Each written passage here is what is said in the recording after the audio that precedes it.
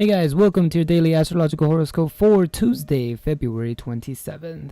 And today we have an ingress for our moon. Finally leaving the watery sign of Cancer, we are now moving into the hot sign of Leo.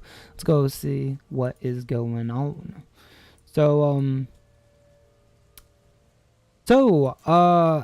As we mentioned yesterday quite a bit, our moon is going to be conjunct Ceres today. Pretty close in degrees here. Oh, actually, same degree, close to minutes on this chart. It's going to be kind of in the middle of Ceres and North Node as it transits through. But for today, what I kind of want to take a look at is these two coming together. Because, let's think about it a little bit, right? Who does the moon represent? It represents essentially mother, right? Mother moon.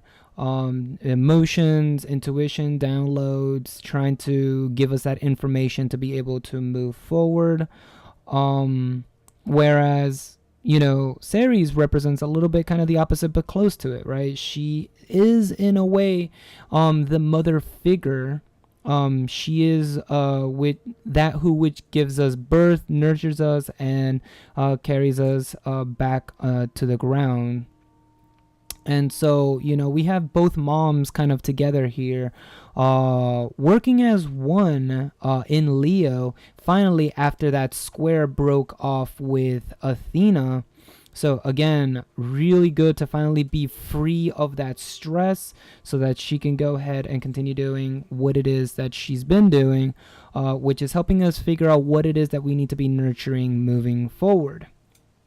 Having the moon transit, of course, through in this time period is very good for getting those downloads of what it is that we should be nurturing and how we should be moving forward. But the reason why this is so much more powerful than just a normal conjunction is obviously the fact that we do have these other signs giving us a pretty powerful yod, right? I mean, we've been talking about it for the last, couple days now? I'm gonna say 3 or 4 days.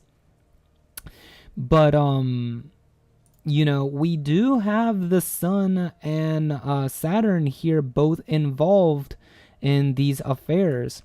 And it's kind of interesting because, again, Sun and Moon relationships are working together, and then Moon and Saturn working together. So again, dad and mom, and then our Sun and Moon signs, while the two moms are kind of working together. So there's a lot of symbology going into this particular yod of how can we really get things nurtured, right? This is kind of like having your dad give you tips and advice and tell you all right, so I get what you're trying to do and I understand what it is that's going on. Let's see if we can kind of work together and get this going. And then you got the nurturing moms going, yeah, come on, let's do it. Let's make it happen. Let's go, right?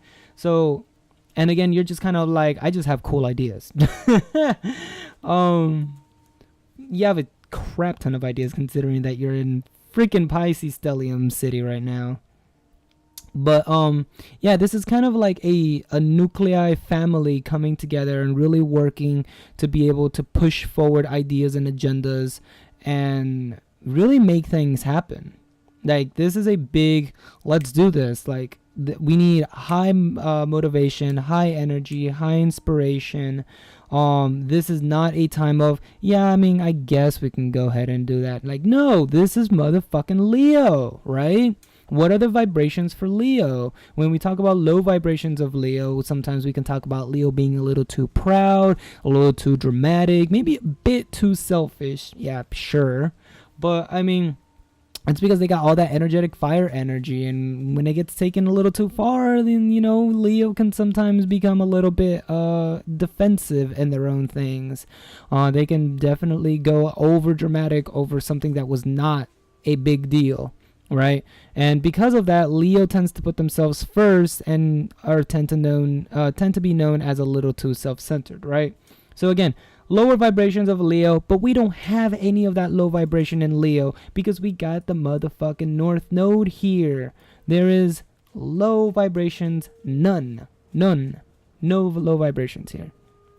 So instead, not only do we want to look forward to the higher vibrations, but we really want to be working with the high vibrations of Leo right now, because we have that North Node there, which again, Leos are warm, friendly, entertaining. They have a larger than life personality and perspective on things. They're generally people that love to make other people feel great. They want to enjoy life as much as possible, and sometimes that fiery energy is a bit of an infectious thing to others, right? When you see people having fun, you kind of like just want to jump in and have fun too. So again, which is one of the reasons why we say that Leo is high vitality, high energy. They are known to be the inspiration of the zodiac. These are people that will grab you by the wrist and they're like, come on, let's go have some fun. So definitely you want to be able to bring in that high vibration as we're working with this particular yod. Now obviously our water trine, because of that, our water trine has broken off today. We don't have a whole lot of movement going on quite yet. Mars and Vesta again are still moving together through the degrees. They've been together since what, like 15 or 16 or something. These two have become like besties in the last couple weeks, really. Interesting though, we do have Mercury closing in on Venus. So this is a really good time for connection with divines. That's how I'm going to say this. This is a really good time for connecting with divines because it is Piscean energy, which means that it's high frequency vibrations. It's being able to connect with multiple people, or even specific people, but being able to connect with everyone on a high vibrational spiritual level. This is why we were saying earlier, when everything was going into Pisces, of like connecting with others and becoming one with others and being empathetic, extremely empathetic. I don't know if some of you guys have caught on to it so far, but at least from my perspective, I've been picking up on energies and emotions that aren't even mine. I'm like sitting on my side of the room trying to get some work done, and all of a sudden I pick up things that aren't even mine. So very high latent emotional spiritual energy going around. So you want to make sure that you're a little bit defensive to make sure that you don't absorb the low vibrations of other people or other entities around you or whatever have you.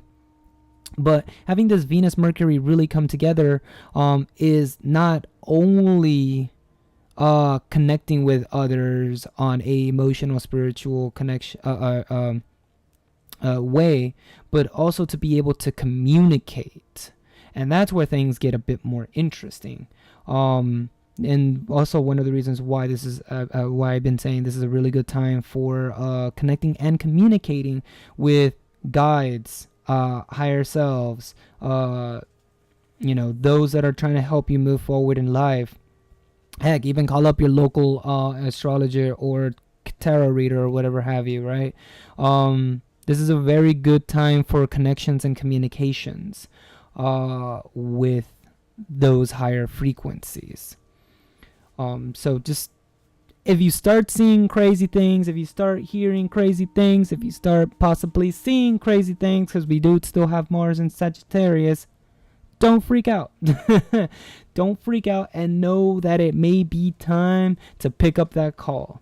So we do have that going on. And although the energy isn't quite strong yet, we also do have the sun approaching Neptune, which we'll talk about a bit as that begins to develop.